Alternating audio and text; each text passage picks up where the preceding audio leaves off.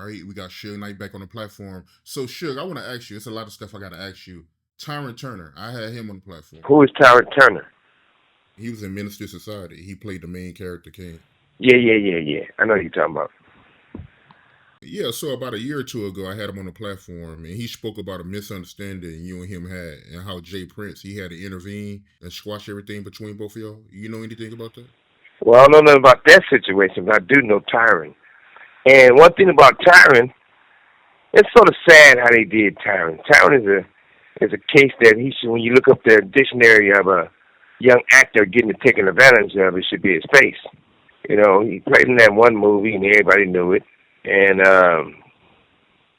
shit, Tyrin was known as the brother. You know, everybody knew that he messed with this guy named Ray, this big fat guy who was a gay guy, big queen. Everybody knew that him and Dalvin from Josie was lovers and all that type of stuff. You see them out kissing. And everybody also was the punchline that Tyron's Jamie Foxx bitch. And everybody knew it. I mean, Tyron had a little place at Jamie's house. Jamie gave him like an old Bentley or something, a real old Bentley to drive, and the story was... This call and your telephone number will be monitored and recorded. They used to call Tyrin Big Lips, Dick Sucking Tyrin. You know, and it never was my business because I'm not a part of that world, nor it had nothing to do with me. Tyrin known in Hollywood as Jamie's bitch. You know, getting fucked by Jamie and sucking Jamie's dick. But I didn't see him a couple of times. I knew that Tyrin and Andre was really, really close.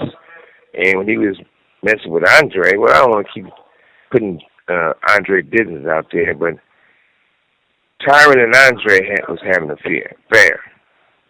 Fucking, whatever you want to call it. He was also close with Miss Chalet. And I remember one time I said, hey, don't let everybody in you guys' business like that or know what's going on because that looks bad for business. If, you know, he getting hit by Andre and he having, you know, what he be doing with Miss Chalet, so that's a bad look. Before is, everybody knows. Tyron's always one penis sucking away from a road that he never gets. Before it's me and him ever getting into it. That's like laughable. Anybody that know me that I'm damn sure ain't gonna pick on a little dude. I'm damn sure not gonna bully a guy who's half woman, half man. And Jay Prince, we go back, and Jay Prince, no. Trust that. Jay Prince don't have no say-so over me. Jay Prince walk on eggshells when he's in the West Coast. And who don't? You know? We got one of the most wildest cities there is. We are our worst enemy. Pretty much everybody out here is really about their life, about their shit. But I don't know where it's going with it. I mean, I don't know why sometimes people look for attention. Tyron just probably need a hug. Tyron, just don't let them hug you from the back. You know? Everybody know it. Even the bitches know it. They be like, Tyron be trying to fuck with me. We know what he do. He do the same thing we do. Dick in his mouth. And it's like I said, I don't want to be trying to bully no little dude who's been through rough times and still going through rough times. You know, Tyron one of those dudes that if he comes speak to you before you even have one conversation with him, he smelled like he broke, like he ain't had a shower, or he had, you know, like he house to house. But, you know, we got to do better than this, you know. Tyron needs some help. He probably need more than prayer. He probably need a bodyguard to keep those dudes in Hollywood off of him. You can go to a club, you can go to an event. It wasn't nothing surprising to see Tyron on his knees trying to get a roll or trying to get a dollar. You know? I guess Tyron probably been sex trafficking a lot. He ain't the pimp, he the hoe. But Tyrin, it's all right, man. They ain't give you no great roles. Play something you meant to play. Play what you've been through. Come out. Hang with Ray J. Y'all about the same height. These little dudes be something else, man. I feel bad for Daz. I really know Daz. Daz is like damaged goods. Daz is the guy who, if he was a dog, Dad was one of those dogs, like a rescue dog. They'd be in the dog pound, the real dog pound, not the group. The real dog pound with dog mange and hair all cooked, messed all up, barely can walk. He's a rescue dog. Dad's had a long journey. I looked at Dad's like one of my projects of a kid who was lost. And Daz lived in foster homes. I don't think nobody really wanted Daz because he went from this foster home to that foster home. And when I met Daz wasn't a producer. He wasn't a rapper. But I gave him an opportunity. He did well with that opportunity. Dad did great things for Death Row and myself. And I used to be the guy that they would call when Dad's trying to kill himself. I would show up sometimes and go, he's about to do it. And I'd go talk him out of it. Give me the gun, Daz. Give me the pills, Daz. This call and your telephone number will be monitored and recorded. Don't cut your wrists. That type of stuff. And sometimes I would show up and anybody know I'm telling the truth. Daz would shave his eyebrows off. He ought to help his face off. And he'd be sit there sobbing and sobbing and sobbing. And it's sad. Daz used to remind me of a battered woman. Something went wrong in those foster homes. I don't know. I can't say somebody got his little chicks big, but it's a problem there. And not to mention, it's about taking accountability. I'm Suge Knight. And I do feel what I did to Daz is wrong. Because I did great things with Daz, giving vans, giving cars, never charging. All those guys, if they needed to buy weed or whatever, I buy them a pound. Here's theirs, right? But what I did wrong, and I owe Daz apology, I probably destroyed his confidence. Every time Daz fall in love with a bitch, he bring her by, his bitch become my bitch. His wife become mine. And he would have to ask me, call me, and ask Simon, could he give his wife permission to be nice to him, or then they have to bribe her and beg her and say, I'll check you out later on. Let's give Dad some pussy. And it still was a hard thing to do. Before his dad's being a tough guy, Dad's never been a gang member. I don't think Dad's ever went to jail. I don't think Dad's ever committed a crime. I never even seen Dad have a fight. Only person I ever seen Dad beat up is himself. You know? Dad is not a fighter. Dad is not a tough guy. Shit. My little homie, my little bro, Tupac, spit in Dad's face 3 times. We in Cabo, St. Lucas. I'm going to Cabo before Cabo was even popular. To keep my yacht over there. We shooting a video over there, and it's a situation where I'm never going to say this, but I got the deep secret about this, but I got too much love for Corrupt to ever speak on this. So it's a situation that I got Corrupt out of. Pac, me and Pac was inseparable. If I'm somewhere, he there. And if I'm talking about something, he know the conversation. So when I fixed that situation, I wasn't happy about fixing that situation. But it's still Corrupt. Not just an artist, Corrupt is a nephew from Philly, somebody that I have all the love in the world for. So when we get to Cabo, it's time for Pac to step up and handle his business. So Pac take his little last shot of Hennessy, throw the Hennessy glass down. It's all right, Corrupt. The time is now. I'm gonna beat your motherfucking ass. We gonna do it. Corrupt like, no, Pac. Corrupt didn't want to do it. They leaned on Nate. Nate Dogg was a good dude. Dogg was slow. Nate Dogg wasn't the smartest guy in the world. You know, Nate Dogg was a little slow. But Nate Dogg was honest. Nate Dogg was like, speaking of Nate Dogg, I like Nate Dogg. God best he did. So, anyway, Nate Dogg get on. Nate Dogg said, man, I'm not going to get beat up behind Corrupt by the dog or anything else. I ain't going against the mob. And Nate Dogg get on him. He break on him. Like run. Literally run. So now, Dash tried to speak up. Dash tried to talk to Pac. Anybody that know Pac, I ain't talking about these guys who never met Pac and never been around death row or was real death row. Pac gonna go from 1 to 10 ASAP. Especially if I'm there. He's gonna do that anyway without me. But me being there, it's on. He spit in Dad's face once, not twice, but 3 times. Blew. And Dad say something. Man, why are you doing this? Blew, because you want to get down? No, man, I don't want you to be a Corrupt. And people can change the story.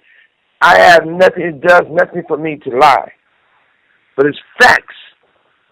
It's nothing better than standing on the truth. If we trying to help each other in the culture of hip-hop, the path of our people, we got to stand on the truth. And when Pac spit on Daz 3 times, Daz turned it down, I never have nothing bad to say about Daz. Daz used to need me to take showers. We took the bribe Daz. I give you some money, shower up.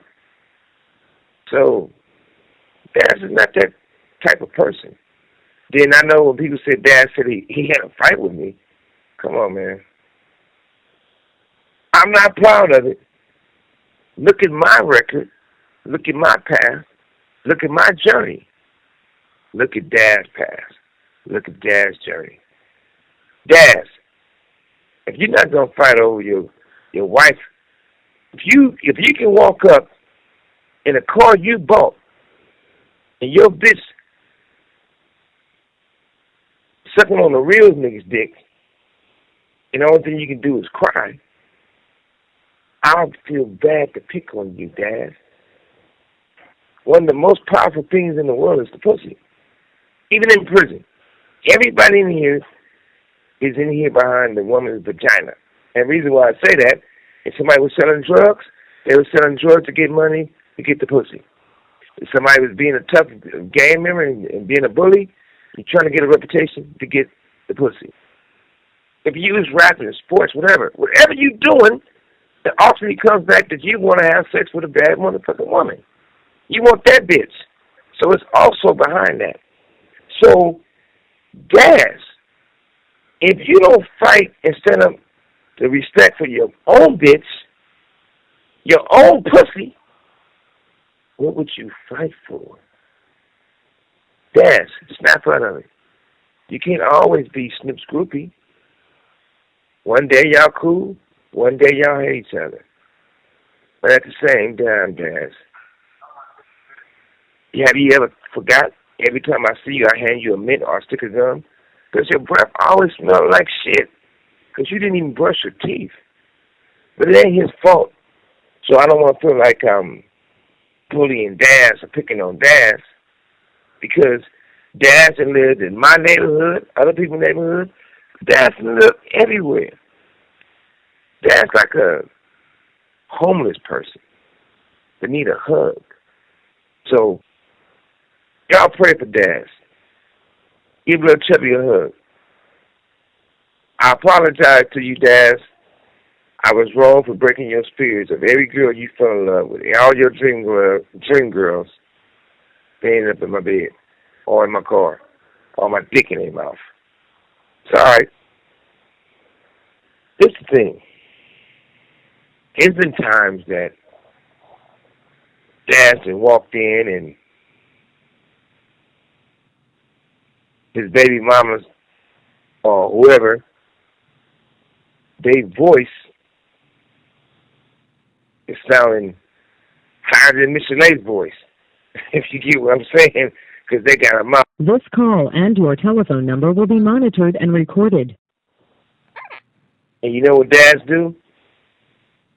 I feel bad. Daz apologized to me for having my dick in his bitch mouth and said he should have not. My bad for walking in and not knocking. And you see, I'm not going to stop getting my motherfucking head until I bust. So Daz had two choices. Bow that shit down, walk out gracefully with his head down. Instead of me busting in that bitch mouth, I'll be busting on his ass. But I was wrong at that time. My attitude was wrong. The way I think when I'm in my 20s is not the way I think when I'm damn near 60. But, you know, somebody got to be the older one and take responsibilities. And I'm taking responsibilities. I was out of line for breaking that motherfucking spirit like that.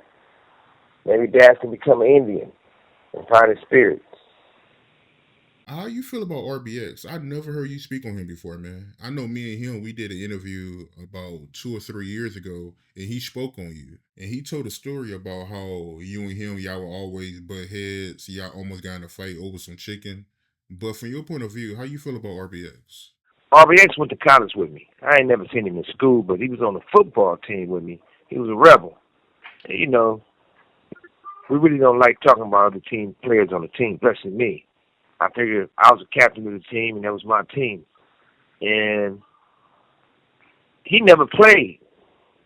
Like, if we had home games, he wore regular street clothes. And we had a game on the road, he didn't make the traveling squad. And he was always trying to rap. He used to call himself Mellow E, because everybody knew he was soft.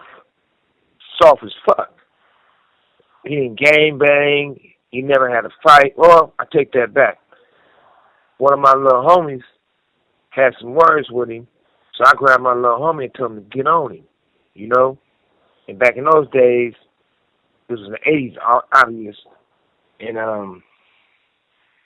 I told him to batarram him. There was a song called Batarram, the police would do and knock through the houses for the drug dealers, right?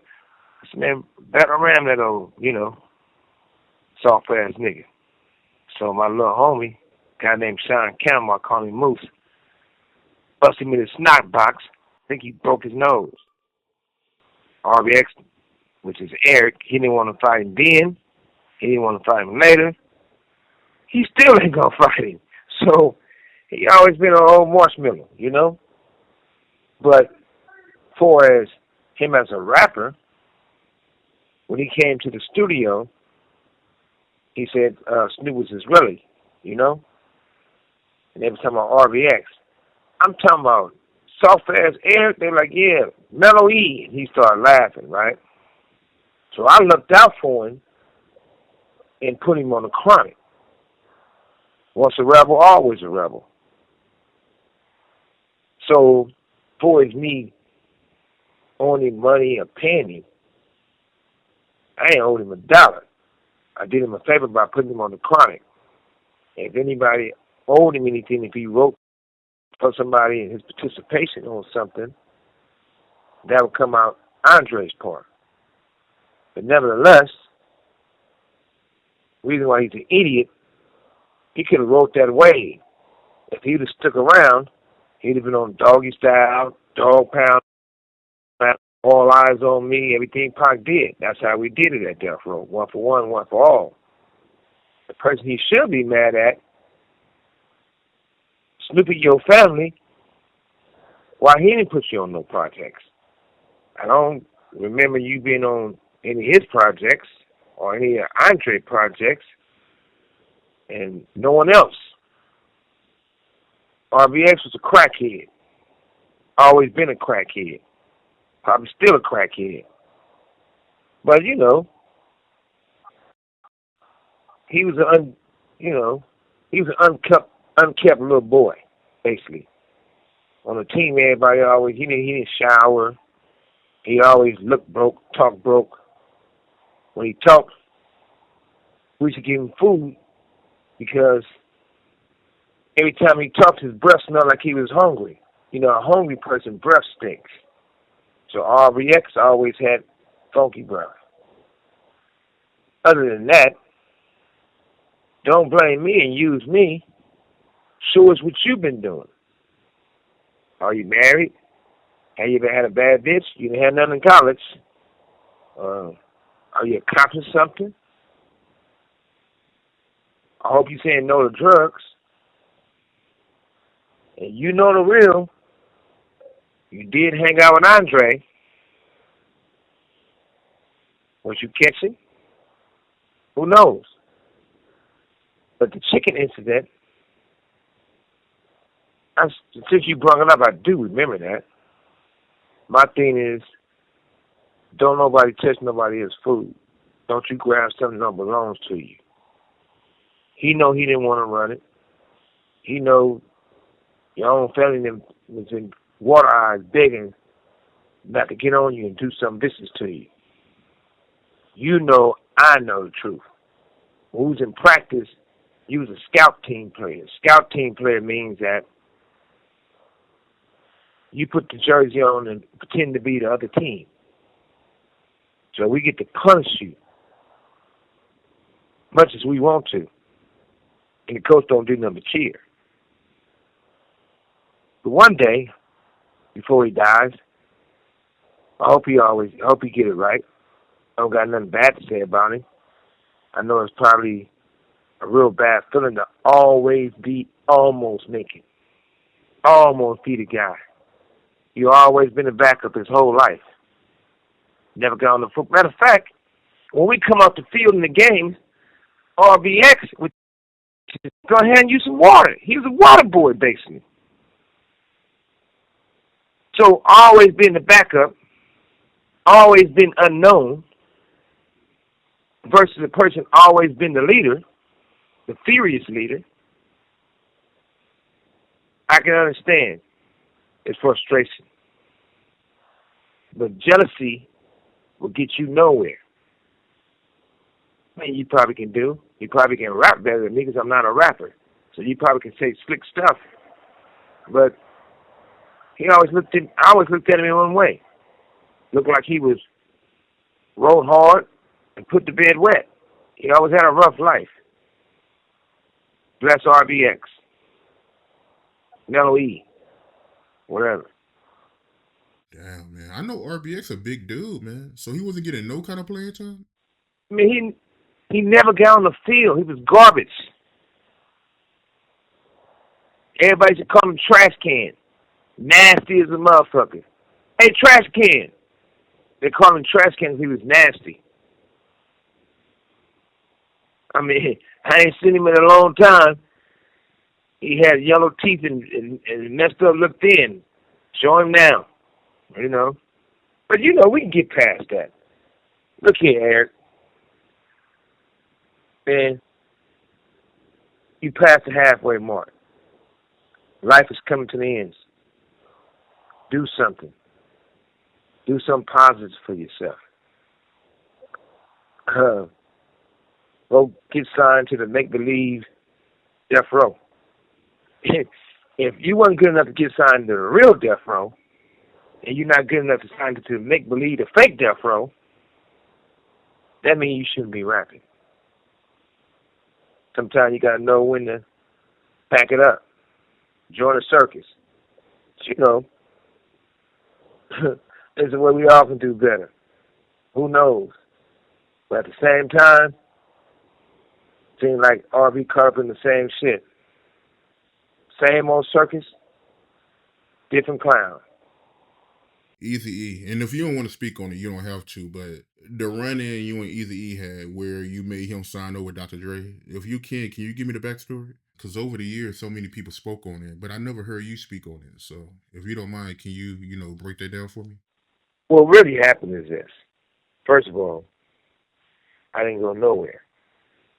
So there was a guy named Dick Griffey. We was really, really close, you know. And as us being close, it was I learned a lot from Dick. And one day it started off with me want to learn more and get these guys off their contract, off their slave contract. It went from there to me wanting to help against Jerry Heller. Eazy came to me. He met me at Galaxy Studio, which was Dick Griffey Studio. And I wanted to have a conversation with Eric and give him an opportunity that we can work together, or legally I can get Andre out of his contract, the DOC out of his contract, Miss Leia out of her contract, my brother-in-law out their contract, Paul Borcoloni out their contract, Hutch as a producer, Love as a producer, Andre as a producer, and the DOC as a writer. And I wanted to do it the gentleman way. Andre wanted Eazy dead. When he first said it, I thought it was a joke. I know he ain't built like that. You're talking about a guy who's scared to deal with a guy who viciously beat up his brother, stumped him out, kicked his head on the curb, and killed him. So, the more I laughed as a joke, the more serious I thought he was. I knew one thing. Me and Eazy had to meet to have a real business conversation to negotiate these demands of making it better for everyone. I know that way before I started Death Row, I've always been a man that people might not have been that quickly to have a one-on-one with. So in a way, I needed Andre to make the call. I needed myself to be there to have a conversation. So Andre told me like this: I want Eazy dead. I want to hear it. I want pictures. I want all this crazy shit. He was acting like he was a battered woman. You know, I took thought into consideration and let him finish talking, but I didn't have nothing against Eric to want to see Eric lose his life. Andre made the call to Eazy. He said, look, man, I ain't going to be dealing with Suge no more. I'm going to come back and let's deal with you. And I don't want to leave Ruthless. I'm happy to where everything is. You my boy. Matter of fact, I want you to be on this song, on this album I'm working on. I want you to do a couple of songs. And I heard Eazy say, well, who all going to be there? He said, man, I'm in the studio by myself. Nobody even know I'm working. Just come to the studio, Galaxy Studio in Cahuenga. Tell security you coming to see me. They're going to let you up. I'm the only one in the studio. That's why I want to knock these two songs out with you. Eric told him he on his way. When Andre found out Eric on his way, he immediately left, smiling, laughing, and rushing the fuck out of there. So, I'm in the studio. You know anything about a studio? It's not a bright setting. The studio is more like a dark, relaxing setting. It might even be candles burning, you know? So it's supposed to be comfortable, but it can be an eerie feeling too, you know?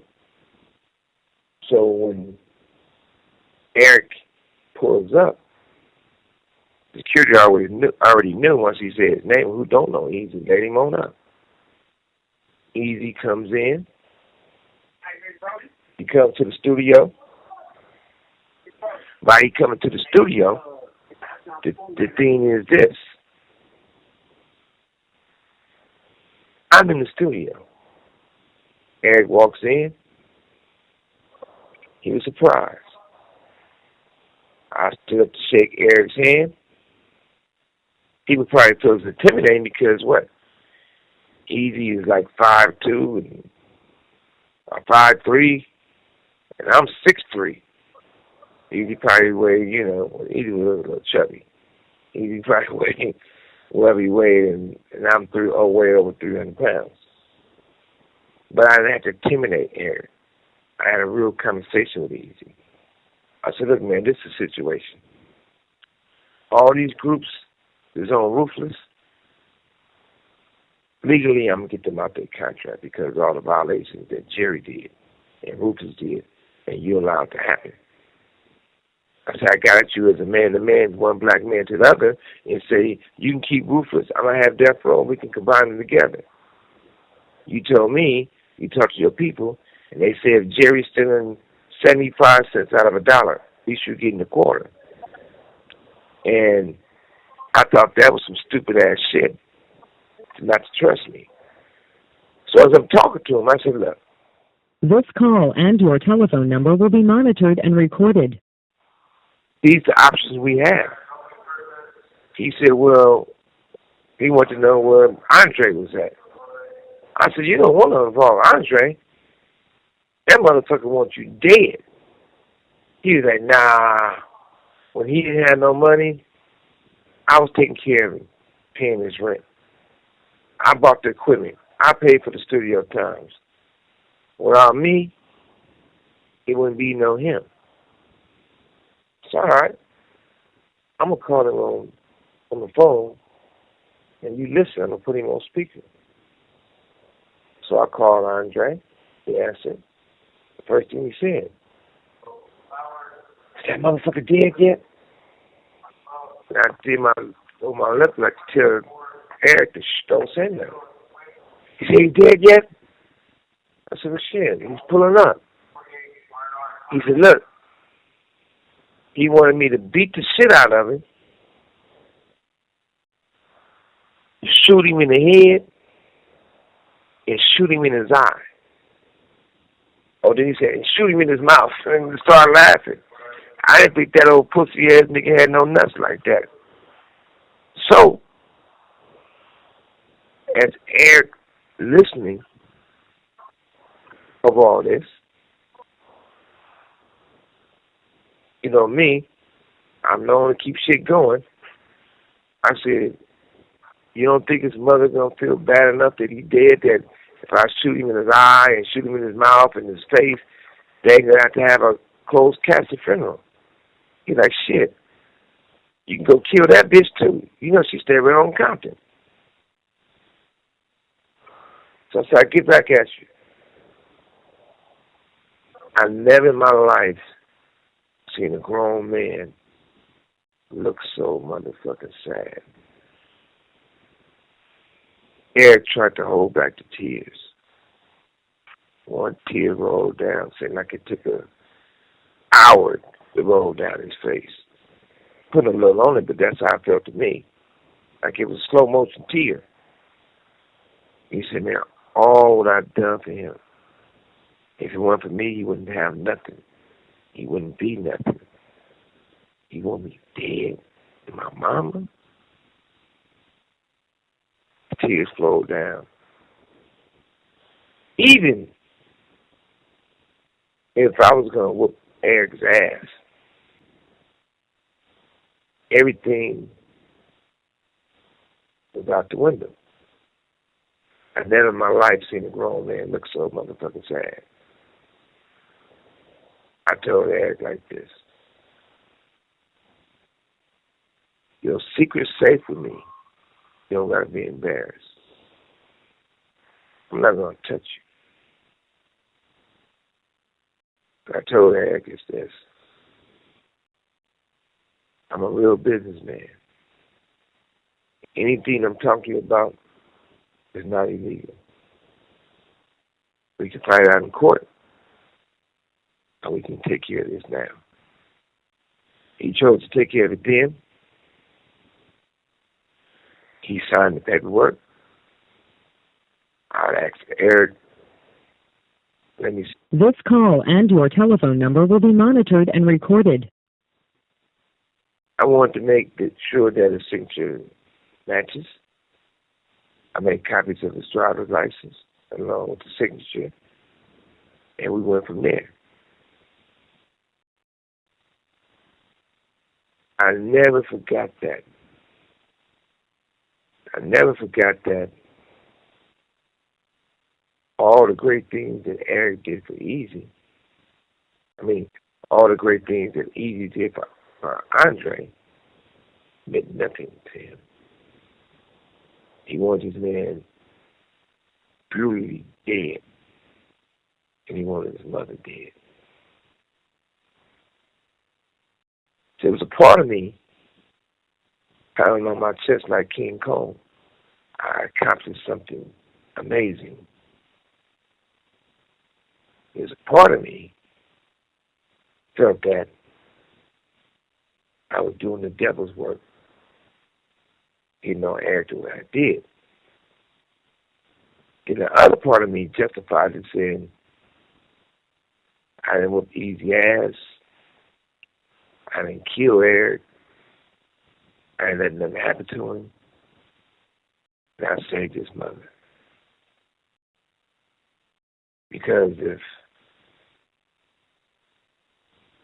Andre would have told the wrong person, Eazy would have been a dead motherfucker at that point, and his mother probably had her head blew off. So, me being young and looking for a way to justify things, in my young, stupid ass, crazy ass mind, I felt like I was a hero. I saved Eazy's life, and I saved his mother's life. But things come around full circle. Because, for a fact, Andre gave people money and a check to kill me. God gave me the ability and always protect me. You have 60 seconds remaining. Coming to prison, I did not lose my faith in God or my happiness. Staying in prison, it actually hurts my children, my family. He killed my mother, and my father was 86 waiting on me. And the woman I'm in love with, I can't hold her. Can't be there for her. Or no one else. So at some point, we all lose. And we can take this as a loss that we don't make better. Or we can stand up and turn this wrong into a right the best we can. Certain people we can't bring back. We can make sure it don't happen. When you made the comments on Jimmy Kimmel, right, about, Eazy-E getting injected with AIDS, did you really believe that, or you were just saying that for attention? Well, I'm not saying it's true. It's not true. I ain't gonna never say I didn't get this far in life by being stupid. So you got to be careful with certain questions. I ain't gonna incriminate myself. One thing you got to realize is this: Magic Johnson get AIDS, and Magic's still alive.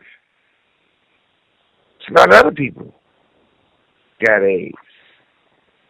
I ain't never in my life seen a motherfucker look healthy, didn't have no signs of being sick and having AIDS, and the minute he go to the doctor, they submit him to the doctor, and he died that fast.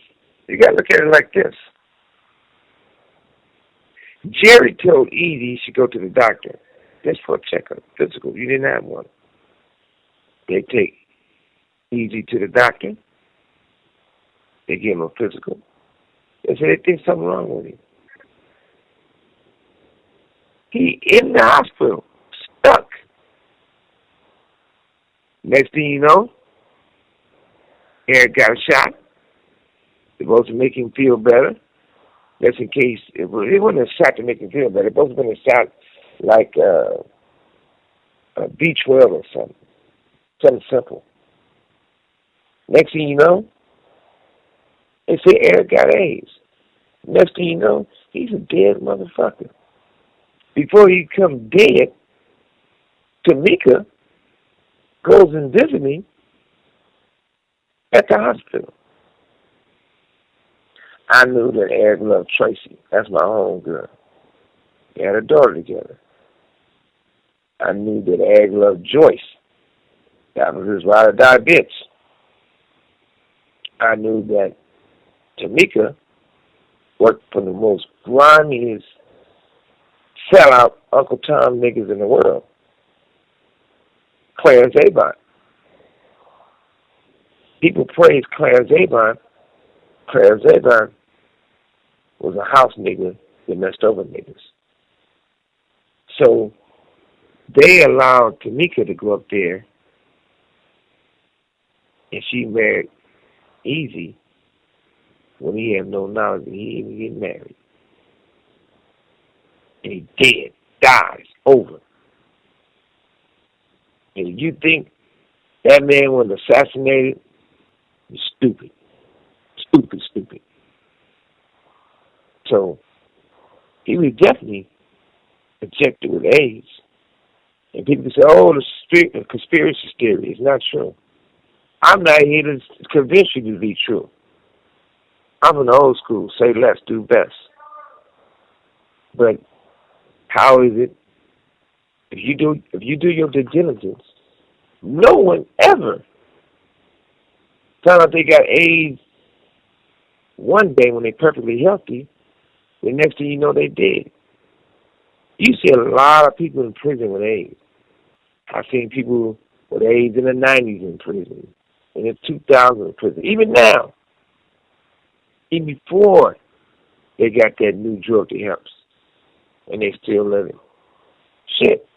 Most of Hollywood in the entertainment circle, they got AIDS or some type of sexual disease.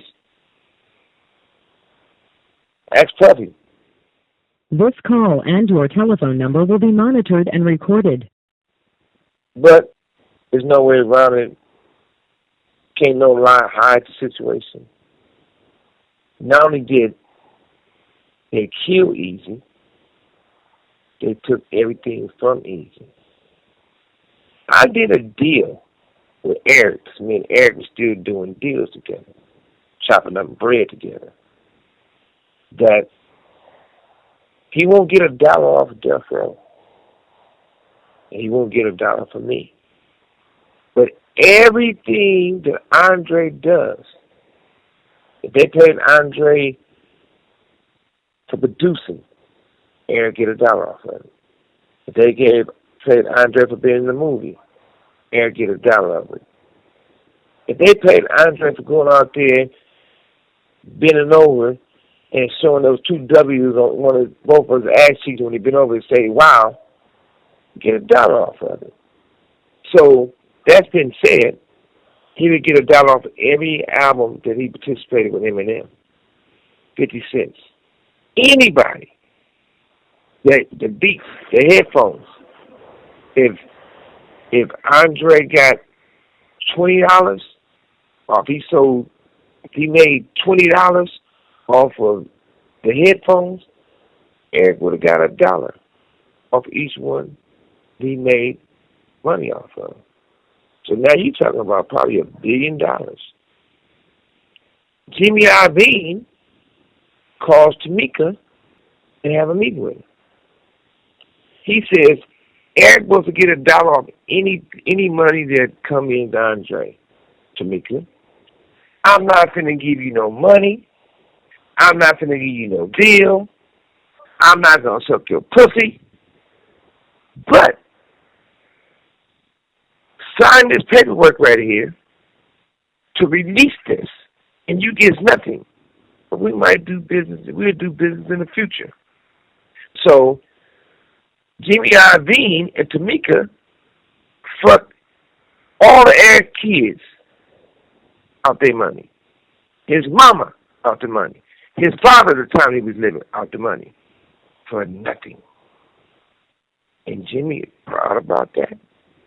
Andre proud about that. Tamika stupid, stupid, stupid. Stupid ass bitch. Now, Jimmy should be in my cell, and I should be free. That's the biggest robbery of the decade. It makes no sense. None at all. Every time we think we're getting ahead, they take us backwards. Every black person in the industry pretty much hate each other, pretty much tell on each other, pretty much talk about each other, or kill each other, or destroy each other. Only reason why I'm not destroyed, they already tried to kill me several times. But God had a different plan.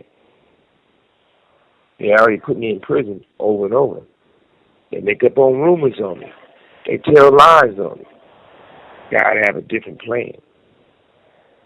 I'm still a man. And I can still drag a motherfucker. But I feel my knowledge is more of a threat than my physical ability.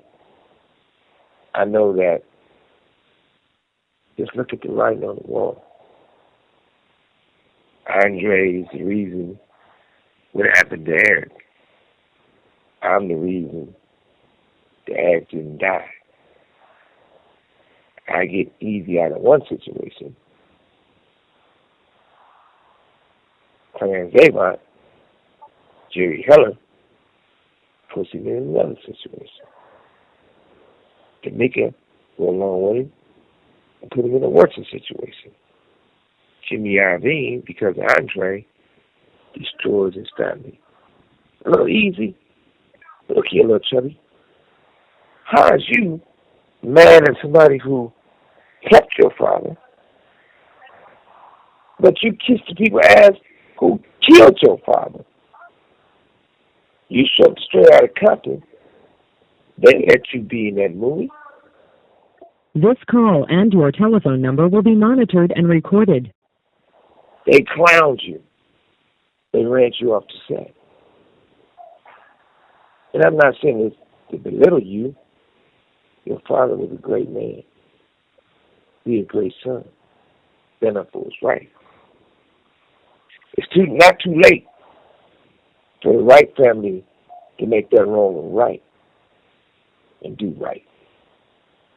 If you don't mind me asking, right? Because I know you and Big Jake was real cool, but I want to ask you, the day he got killed, can you give me the backstory behind that? I don't mind at all. By the way, shouts out to Big Jake, you know.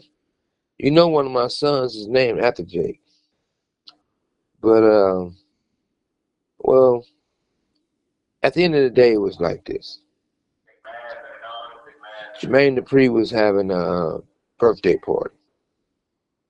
So we was going to the party. So it was me, Jake, and the main security guy was over the security guys was coming with us.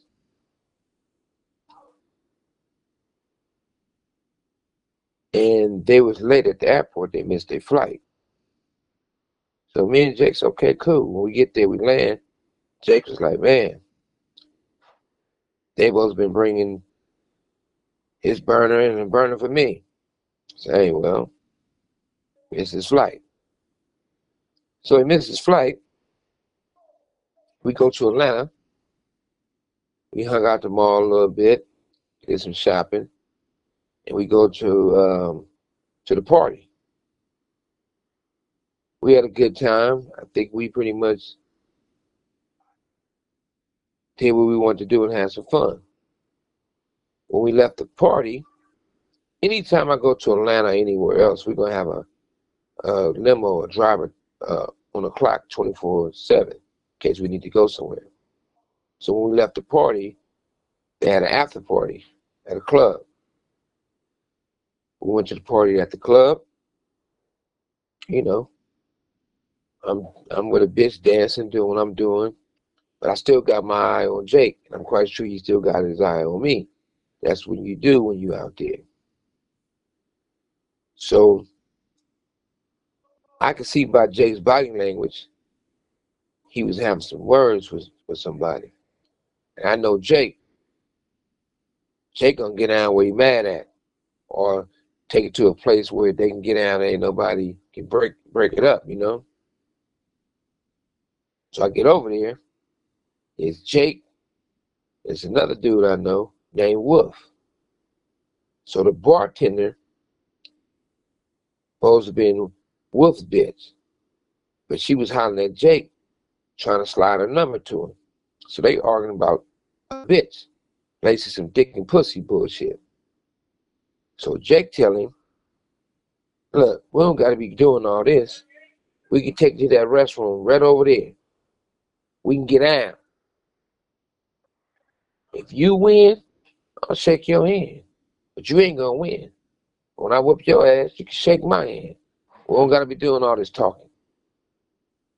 So as they were discussing taking to the restroom to handle their business, shit, my money on Jake.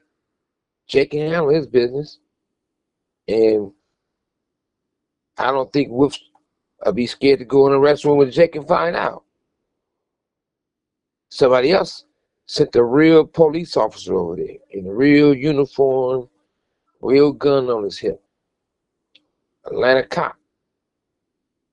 He goes straight to Jake. He's about to touch you. I said, no, you ain't touching the homie. What's up? He said, well, I got to throw him out. I said, for what? They said they want him out the club. So he ain't going nowhere. If he go, I go. What's up? So they escorting Jake out. So I'm pushing with him. I'm going to go right with him. As we get out there, Jake still want to handle his business. Now Jake was at a 3 at first. Because, he felt he going to whoop somebody's ass and that's done with. But since they targeted him and threw him out, now he at a 10. Now he ready to get this fade out the way. Squabble up time. So the guy Jake was getting into it with, and dancing motherfucker, they running down the street. They ain't trying to mix it up. They literally going down the street. The police is on us, telling us, by that time the limo pulling up, that's your car, y'all gotta go. I ain't gonna get to saying names, because certain names ain't good to say. One of those individuals handed another individual a burner. The police see him hand it to him. We see him hand it to him. So the fool they handed the burner to came pulling up and started busting. Bust on Jake. Me and Jake right by each other. He falls. The other fool get on. The police was starting to run behind him at first. What was said and what was done to Puffy, he know and I know what was done. I get in the limo. When the ambulance come, Jake was saying he was straight, but he couldn't feel his legs.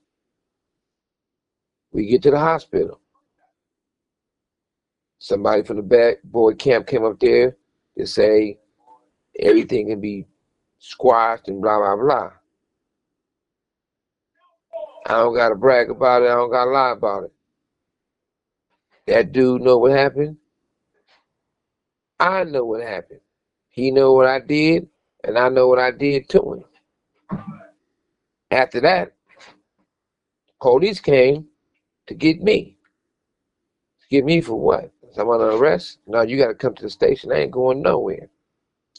They say you don't have no choice. You got to ride with us. I get in my limo. They take me to the station. When I get to the station, I hear a real Atlanta police who threw Jake out the club telling the detective how this person had this person a gun, how this person shot Jake, how he started to chase him, then he stopped, but he know what happened. I'm listening to the whole spiel. Detectives say, well, we ain't gonna do nothing about that. In other words, whatever you saying now don't mean shit. So the police dude get up looking real disappointed. He looked at me with like shaking his head like he couldn't believe he told them exactly what happened, and they saying fuck it, leave it alone. Well, from one detective to a uniformed police. So when they wanted to talk to me, I said, I don't got shit to say. I don't got shit to talk about. If I ain't under arrest, let me go. I'm going back to the hospital. I get back to the hospital. I'm up there, it's me and Jake. The crazy thing about it, me and Jake was talking one day, and he was like, man, if you got paralyzed, what would you do? I said, I don't want to live if I was paralyzed. If I can't be a man and move around and walk and whoop some ass if I need to, or, have sex with 3 or 4 women, shit. If I can't be a whole man, I don't want to be here at all. That's just my opinion. So when they told Jake that he was paralyzed, Jake made a decision that he didn't want to be in this world like that. Jake was a big dude that worked out, was about that life. So I ended up staying out there.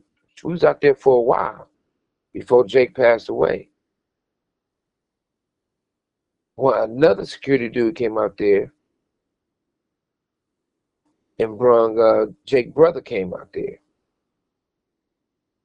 When Jake's brother went in there and hollered at Jake, he said Jake told him what he told him. His brother said, okay, who did this? What's behind it? What's up? And Jake told him. So from that point, everybody knew what was behind it, what was up. That's it, that's all. Now, we didn't sue them for wrongful death. We didn't sue the security company for failing. We didn't sue no motherfucking body. I sent Jake out the right way, paid for everything. When Christmas came around, I called Jake's mother and sent her a card and $50,000. Jake's life meant something, not just to me, to all the homies who love Jake. At the end of the day, we play by the rules. You got a lot of people playing both sides of the fence. But at the same time, if your name's Suge Knight, the authority's never gonna treat you fair. My whole case in this case wasn't treated fair. They had the person who told authorities under oath it was guns and said, I removed the gun from this man right here. This what type of gun it was. That's me in the video, putting it in my waistband, pulling my shirt down. You think someone's justified for that? No, because it's me. One of the things you cannot do is deny a person to go per. My second day in court, I fired both of my attorneys because I didn't want to go from Compton to CCB because of a DA named Larry Longo and the fact that they said I gave his, which I did, his daughter a record deal and all this money. That had a dark cloud on me. The alleged crime happened in Compton. I should be in Compton courthouse.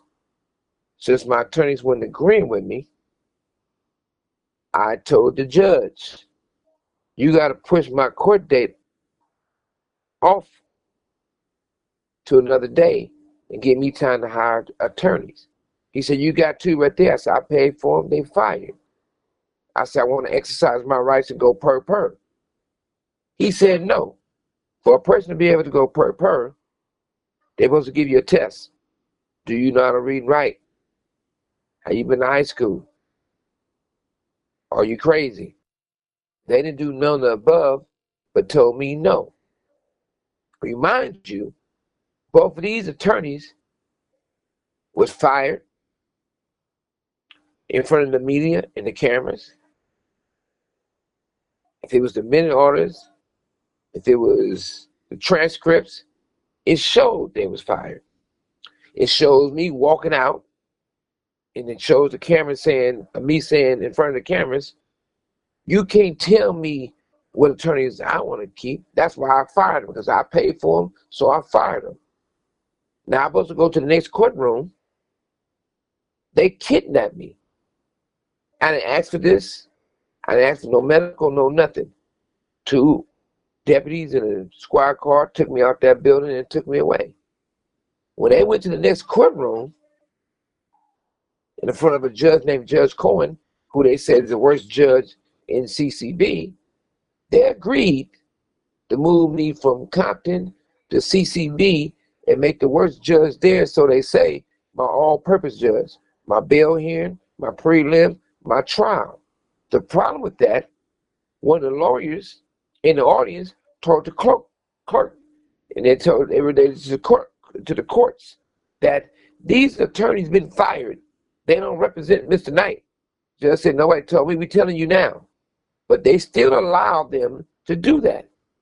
When you have a felony and it's a murder, the law says you got to be there and you have the right to have attorneys or attorney be pointed to you.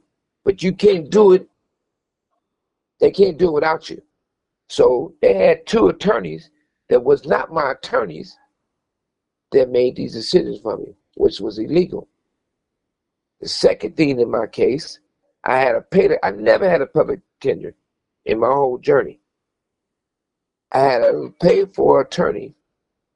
The judge tell the attorney in front of me, it's on the transcripts. This woman, I feel, have been practicing long enough to represent you. The nice lady, the attorney says, I have a partner who's been practicing for 35 years. He said, I don't care. I'm taking you off the case. I'm putting a guy named Al on your case. He's a public pretender. And Mr. Knight, you cannot fire him.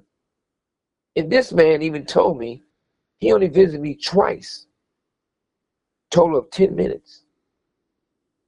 And it was on vacation. When it's time for me to go to court, he said in front of the other attorneys and other witnesses, said, you gotta take a deal.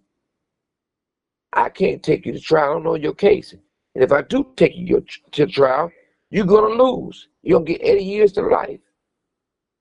Even though I'm right by the law and have all the documents and exhibits to prove it, this recently, basically because I'm Suge Knight, they want to deny it. But thank God for the appeal system.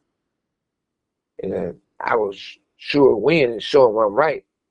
But the crazy thing about all this, what we don't understand of the racism in the system. You got 2 guys, the Hernandez brothers, they can kill their mother and father for money. And they still entertaining them, even though they got a life without. And I survived a hit, and I'm in prison. And before that, I got shot 7 times, like maybe 90 days before that. You asked me something last time we had a conversation about this person said they shot me. Then another person said they shot me. These people can do songs, interviews, and guess what? Since it's me, they're going to get their ass a reward or a check. If it's anybody else, I wouldn't be here, and they probably had handcuffs on. So when we talk about check situation, Tupac situation, the people who's involved in the situation, nothing's never gonna happen. Nor do we, nor do I wish to see anyone in prison. Prison is one of the worst places you can be for any man, especially a black man. You know, I'm gonna say this: when our people were slaves, the slave masters beat the shit out of them. Whips, belts, they had anything to beat that slave, to teach that slave, you gonna mind me, you gonna fear me, you gonna do when I tell you to do something, when I say do it. The slaves later on, once they were free, beat their kids like the slave masters beat them. So it trickled all the way down. Still today, you got some people beat the shit out their kids. I might be a lion in the streets around my kids. I'm a pussycat. I ain't never with none of my kids and never will. Or my grandkids. Real talk. But I want to go back to the Atlanta incident when, Big Jake got killed. They say that, Diddy bodyguard Wolf, he's the one that killed Big Jake. Do you know anything about that? And do you put the blame on Diddy or no? You know, it might sound crazy, but I look at life like this. Sometimes it's no coincidence. Sometimes we know the truth. Playing hardball is not a bad thing. Ain't no fun when a rabbit got the gun. So in other words, when something happened, playing fight in life basketball, no harm, no foul. And that should both work both ways. That's just my opinion of it.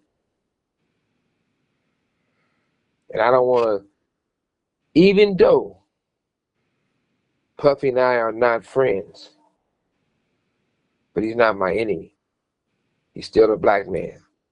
He's still a man that have kids, maybe even grandkids, who knows.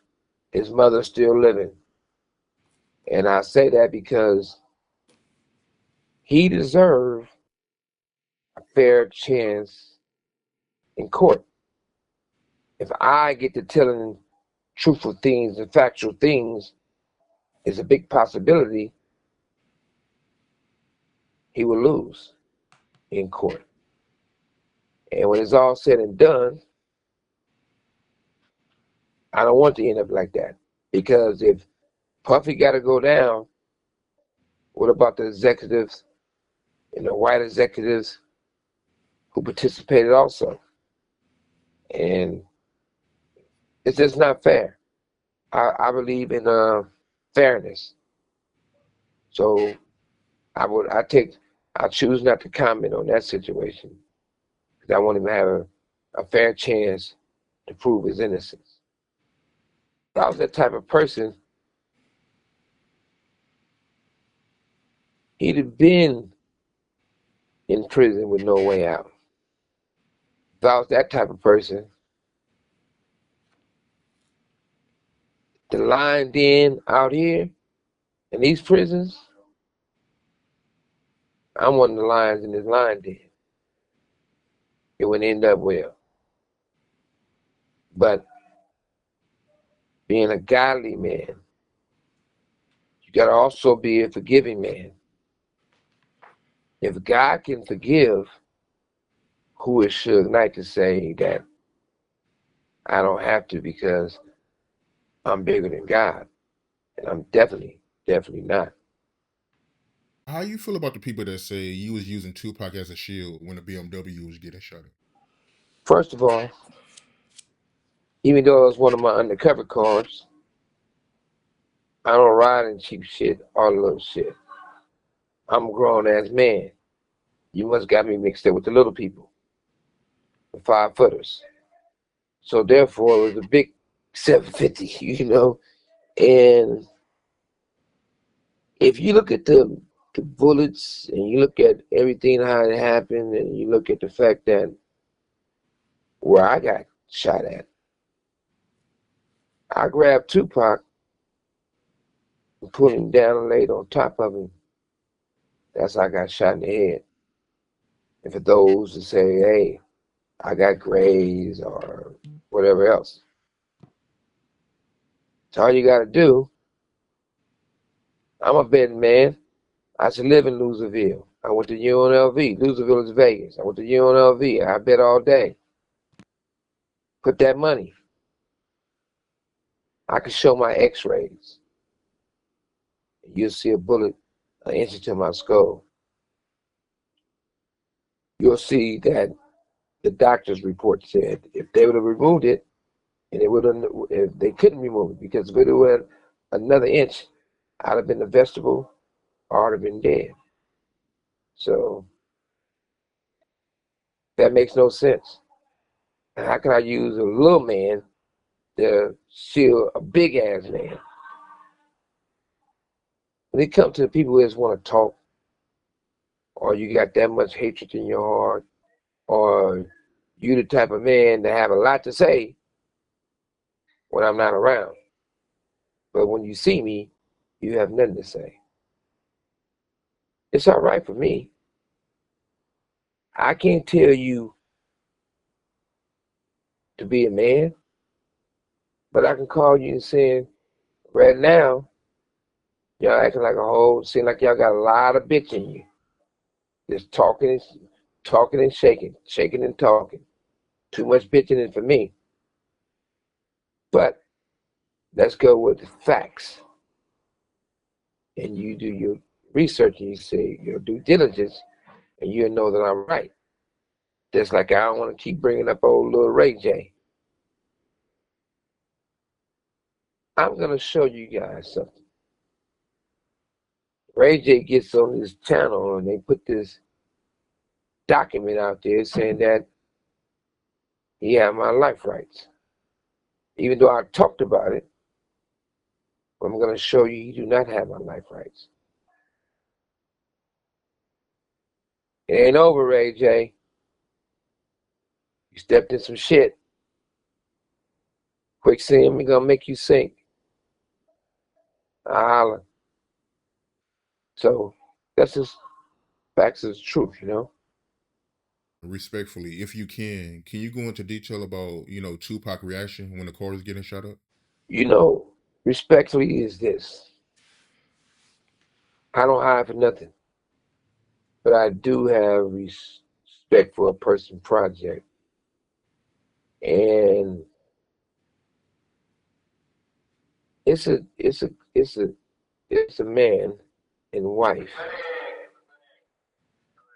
got all those answers so on point, so real. It's unreal to hear it, even for me. It takes me right back in that car where I knew who was shooting. I knew how many people were shooting, who participated in doing what, who was being Judas or Judas, and respect for that man and his wife.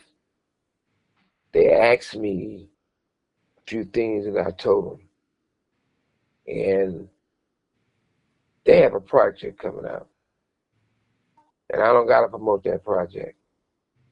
The reason why they project gonna promote itself, and it's so deep, because all I'm gonna say is this: you got a lot of people can talk and speculate and say things that wasn't even a mile, 5 miles in that area. It's only two people was in that car. Only person can say what we played and listened to or what really happened is either Pac or myself. So that's my little brother, and I love him every day. And he not to tell his truth, so it's on me to tell it for him. And the people who got that project coming out, You just gotta wait and check it out. I ain't trying to step on their toes, you know? But that's just facts. So let me ask you this, right? The shooter, the person who shot Tupac, did you get to see their face? And was this a person that worked for Death Row? You there? What I would say is this. I'm not calling a certain person Judas, whereas names could go with those people are Judas. I know it's more than one person involved in the assassination. And respectfully, I would say that I gave the husband, I gave the wife, and by the way, they're black people. I stand on my blackness because I am black.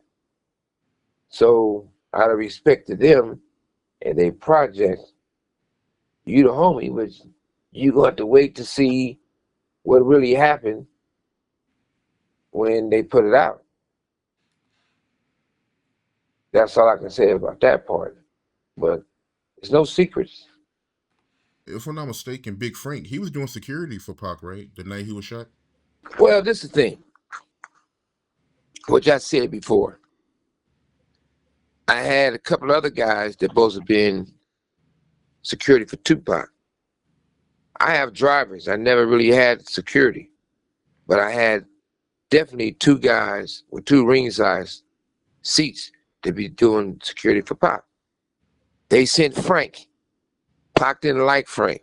Him and Frank wasn't cool, and I didn't like Frank as the security for Pac.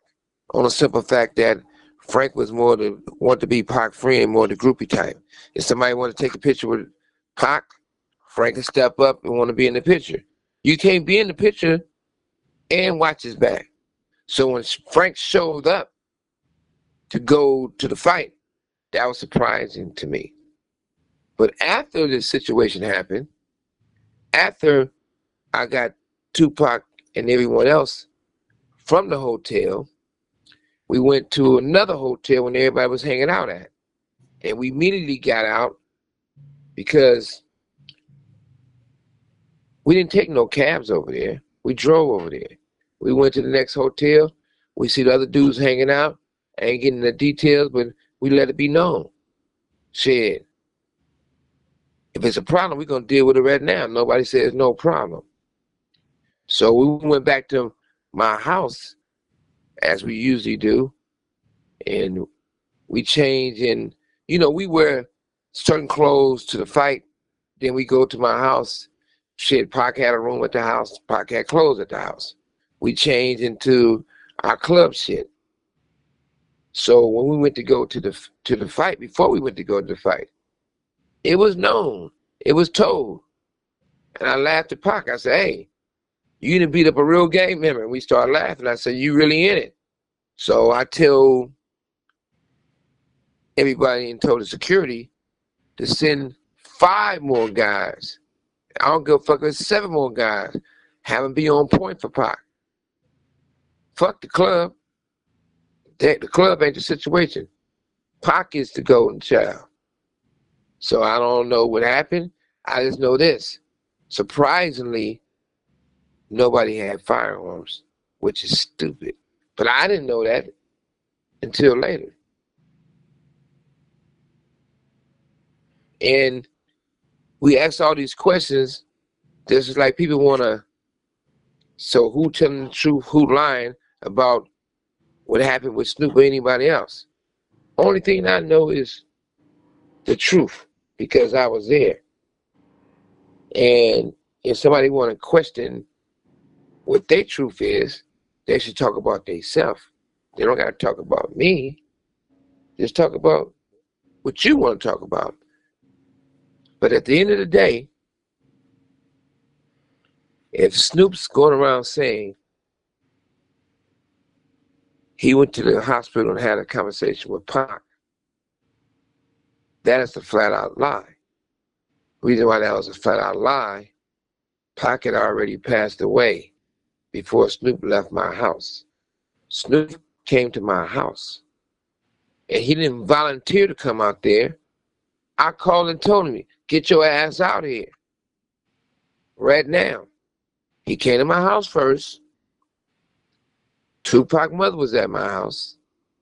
We walked back by the behind the two pool houses, guest houses, and we had the conversation that I said last time. Snoop didn't throw up in no hospital. Snoop threw up in my backyard by the guest house, the pool house. Pissed me the fuck off. The thing he said about he was gonna name, if it's a boy, after Tupac, he said that in front of me and Tupac's mother at my house.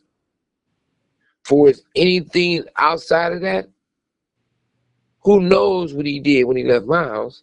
But if he went to go visit Tupac, Pac was already gone.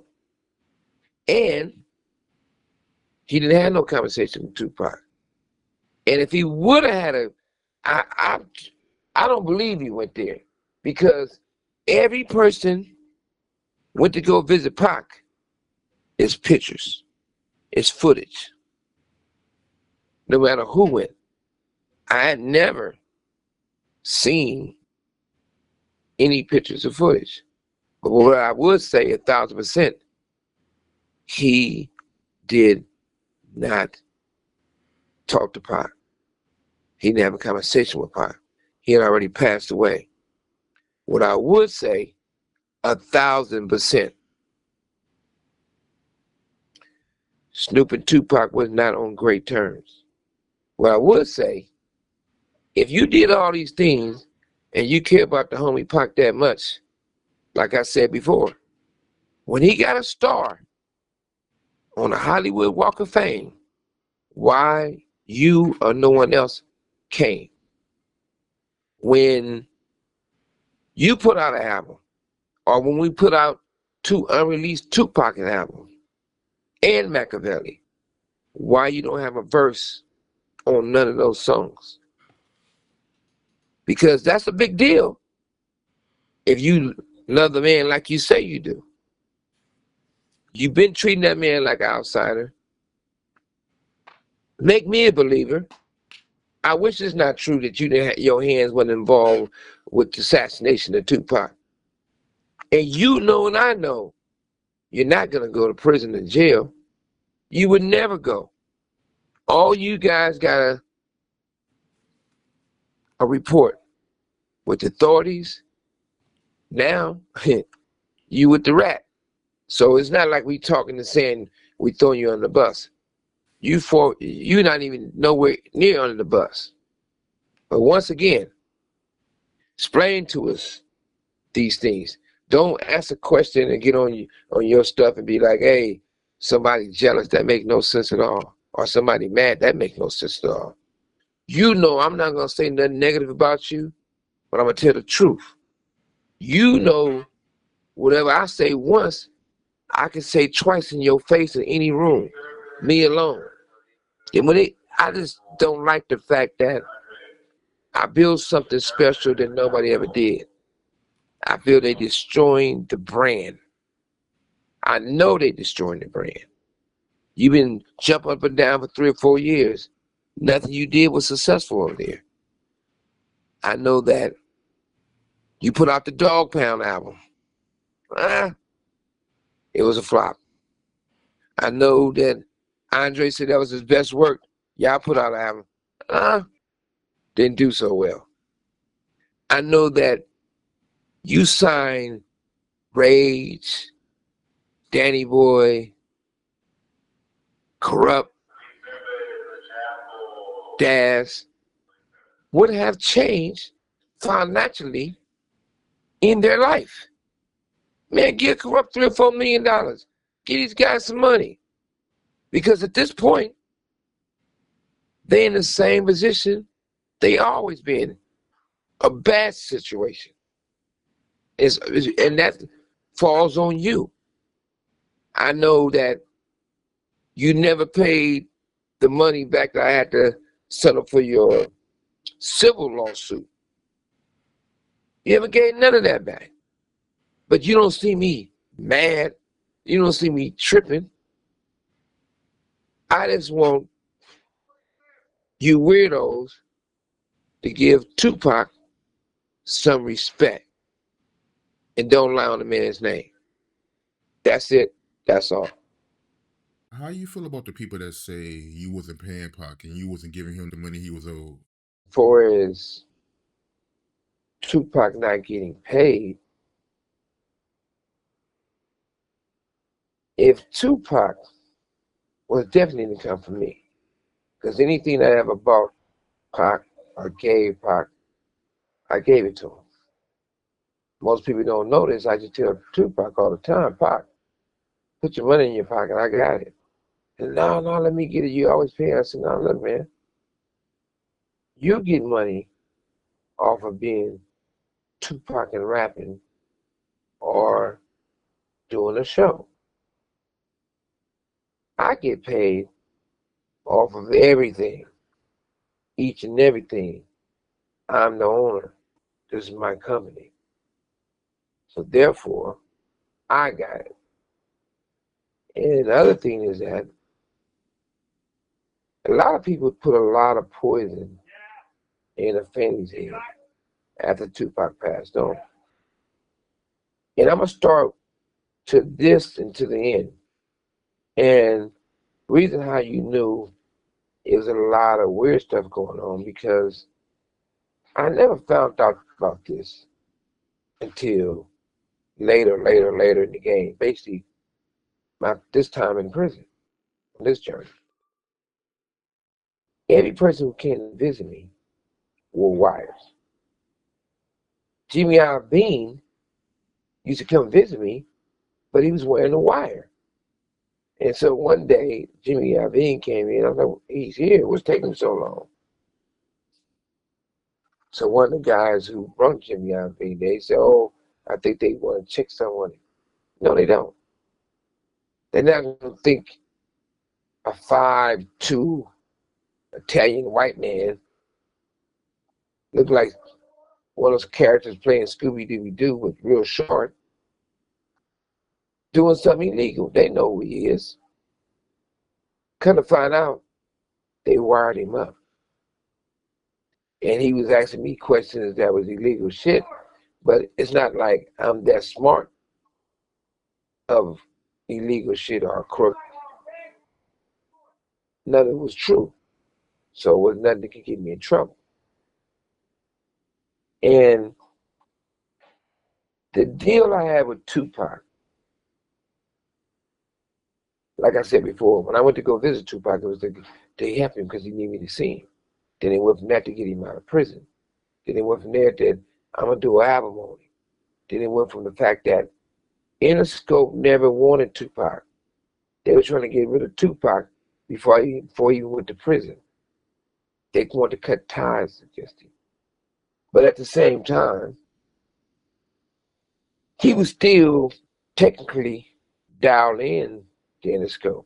Interscope would definitely have to make sure if Tupac supposed to got some money and I refused to pay him, Interscope would have stepped up and had to pay him, or he could have got out the contract between both of us. But like I said before, on the Interscope contract, if Pac sold a million records, Pac already would got 300,000. With me, he would have got a million, and I changed that. Instead, if he sold a million records, he'd get 2 million. So there was no room from stealing from him. But at the same time, I'm not saying something didn't go wrong because you got to remember one thing. Gelfand is one of the biggest entertainers, accountants at the time in the music industry. Jimmy Iovine introduced those idiots to me. Those dudes were stealing millions of dollars from me. So if they didn't pay Tupac, they were stealing from me and not paying my own shit. They was doing stuff like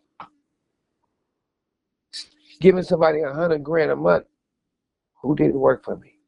Even this person altogether, it might have been 50,000 who didn't work for me. But paying these people personal things who didn't work for me. So when I caught them, my situation was like this with my accountants. You only can sign a check that's just $5,000. Anything over $5,000, I had to sign it. And you can't sign no payroll checks because I want to make sure it's my people working or not. But they was cutting checks for $500,000, $1 million, $2 million. Payroll checks to people for 100 grand, a month, $50,000 a month. So I'm not saying everything was always smooth, but it never was on my end. And if it's everything the Pac ever needed, I paid him.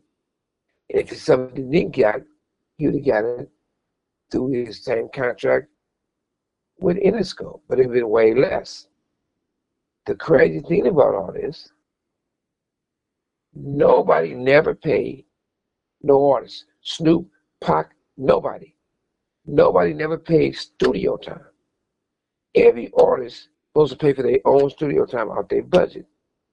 That studio, both rooms, ran 24 hours a day.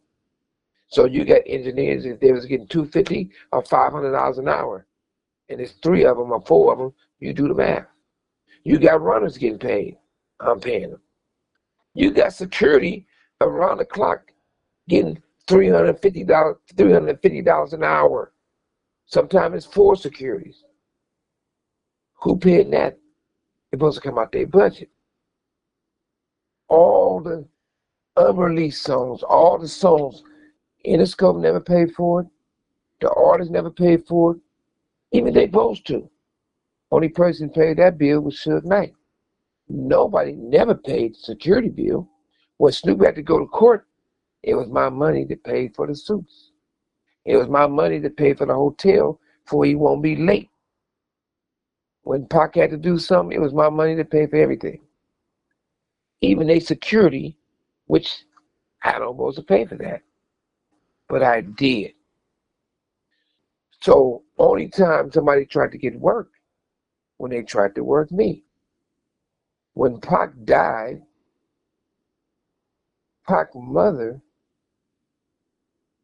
put people over the estate that Pac hated. And they wasn't black. All the world thinks that Tupac is black power. All the world thinks that Tupac's mother stand on her blackness. The person who's over Tupac's estate is a blonde-haired white boy. Was probably gray hair now. And a white girl that Tupac didn't fuck with. He didn't come see him, didn't get him out of prison. But they make more money on Tupac than anyone. So when it came down to people stealing reels and they come take all the Tupac stuff, I'm in prison.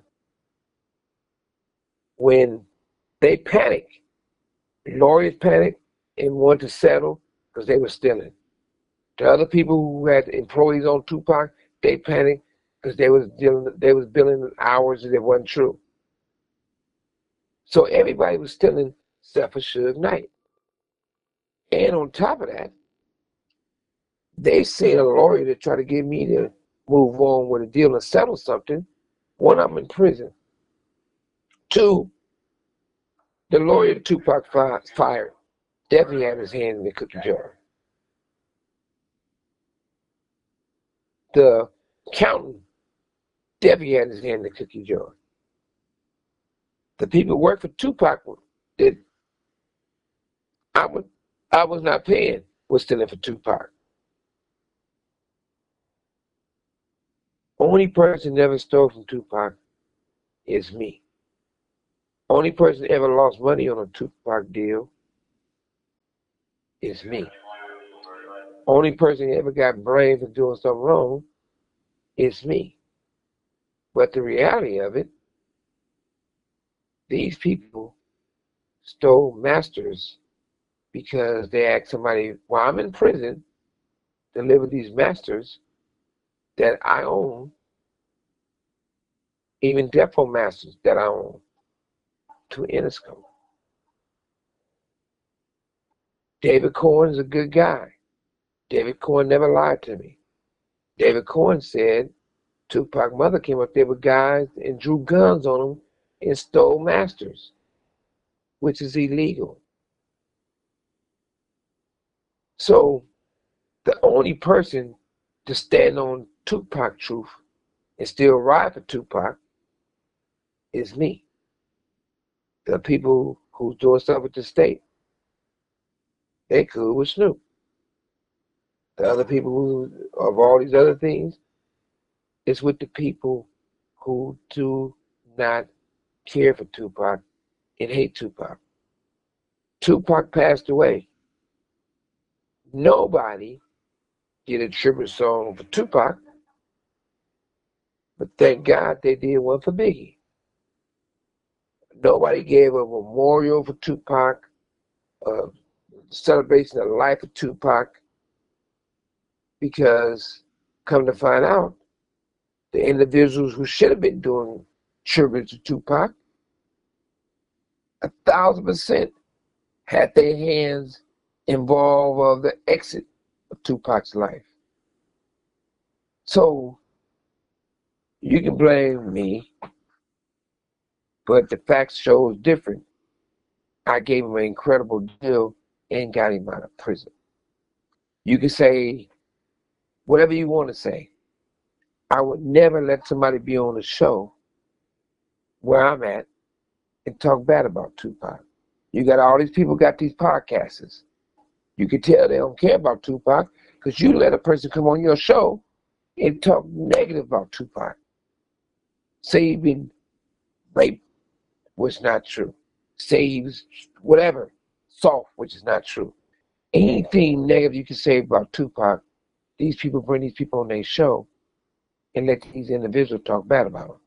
They let people talk bad about Tupac who never met the man in his life.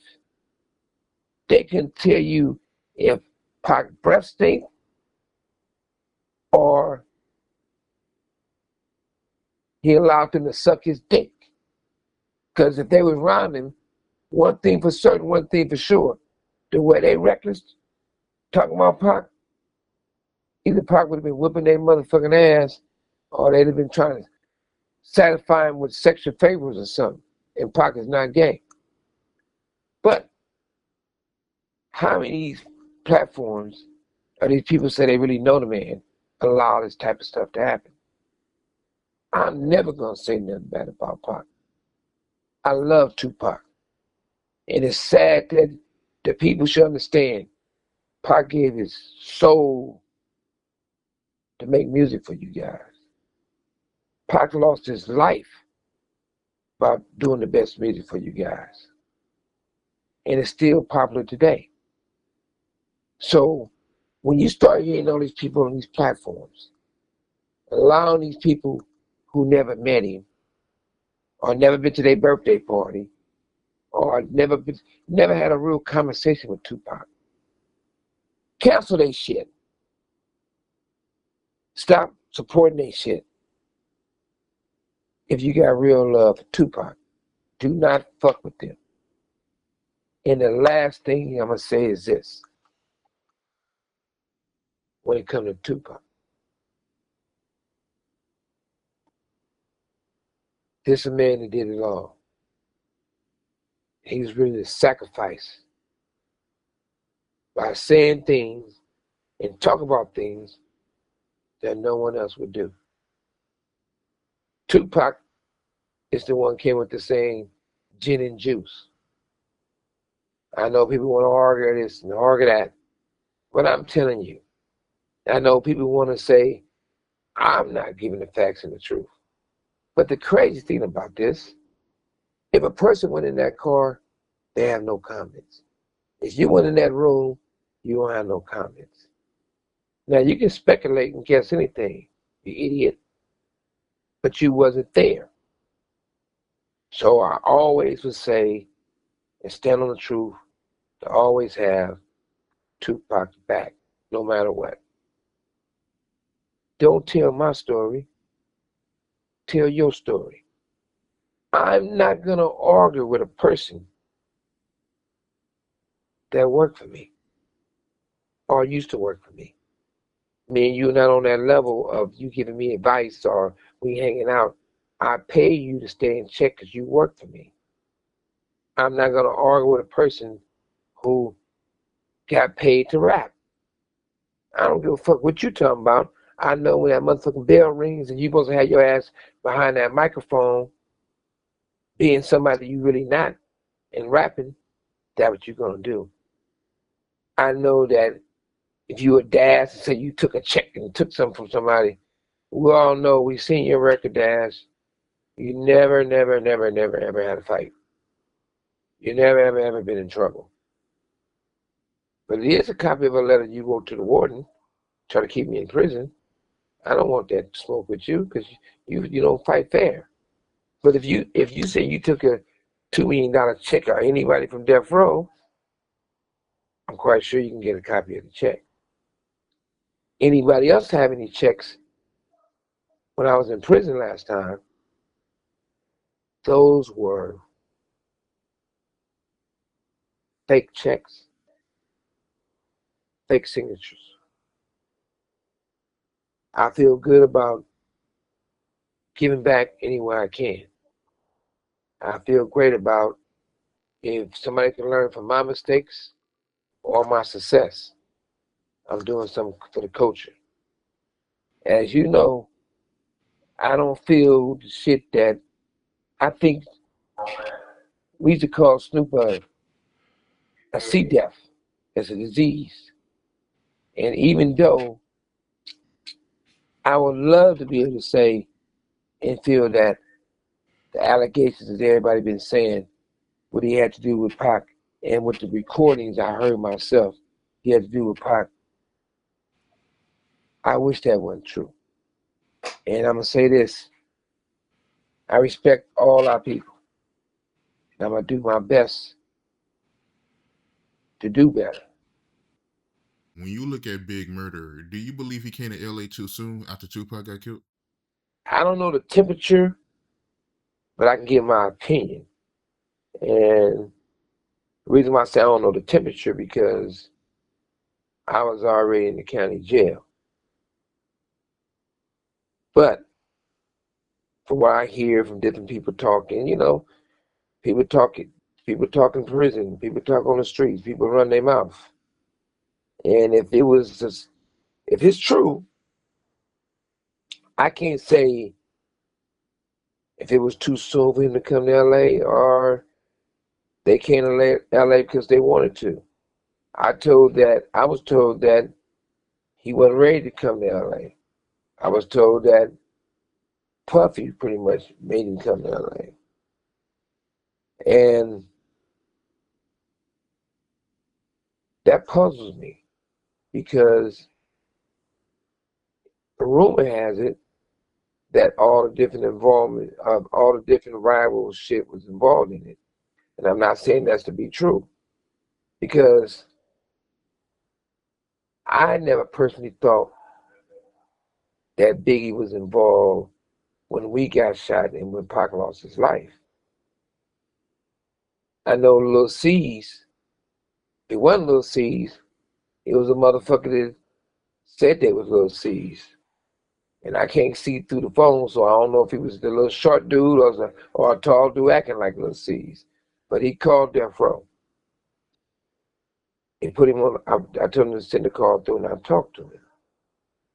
And he told me that Biggie didn't have any involvement with the Vegas shit.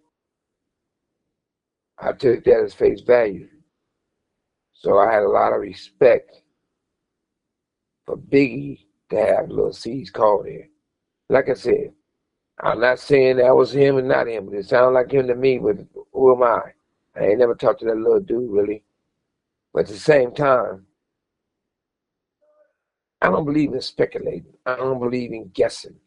I just know factual stuff. I know that when I take Tupac to New York, shit, I'm with him 24/7 and we move around like we both move around.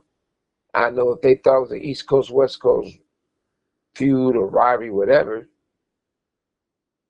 if I was the CEO, a bad boy, and if I was Puffy, I would be kicking myself in the ass every day because on my watch, I love Tupac. Tupac meant the world to me. Tupac made Death Row to the next level. I started Death Row Records. When Tupac came and got on Death Row, and we did All Eyes on Me, we turned the name to Untouchable Death Row. And I be damned, there's something going on. I'm not going to be there to do my best to protect my artist, or my little brother, or my loved one. So when it happened at the MGM, normally Pac will be driving himself, and he got people in the car with him. But since something happened, it's on my watch to do my best to protect him. That's how Tupac ended up in the car with me. That's how I got shot also. I'm never going to let my little brother, my artist, not be next to me. Because if they're in another car, I can't really do nothing to help them. I know I check the boxes straight. I know that I made the call to put extra security on Tupac. I know I gave the order and paid for every person that's doing security, retired police officer, off-duty police officer, to have a firearm to make sure they're there to protect Tupac. I know I made the call and had a conversation. If you're doing security, if you're retired police, or if you're still a cop, you're going to have your firearm on you. And if you didn't even have a principal of what you was doing security for, you're going to have your firearm on you to protect yourself first. Now, if you doing security for Tupac, the best artist in the business ever, the most controversial, the most loudest nigga, the more aggressive nigga, and you're not going to have your gun on you? I say that, and I look at that, and I say, wow. Then I look at the situation, like I said, I was in jail, but the situation, how they say it went down with Biggie, I feel bad for Puffy.